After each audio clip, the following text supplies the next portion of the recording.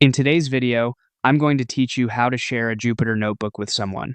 We'll keep it simple and clear so you can quickly get a shareable copy of your work from the Jupyter interface. First, head to your Jupyter environment in a web browser. This could be Jupyter Notebook or JupyterLab running locally or hosted. Once you're in, give your notebook a second to finish any running cells and make sure your latest changes are saved. That way, the version you share reflects exactly what you see on your screen. Next, in the file browser, locate the notebook you want to share and click it to open. You'll usually see the ipynb extension in the file name.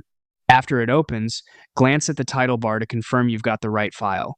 If you've recently edited it, consider pressing Save again so everything is up to date. Now, look to the menu bar at the top of the notebook and click File. This menu is where Jupyter exposes actions like saving, making copies, and exporting. We're going to use it to grab a downloadable version you can send to someone else. From the File menu, choose Download. You'll typically see options for different formats. Downloading the notebook ipynb gives you the native file that another Jupyter user can open and run.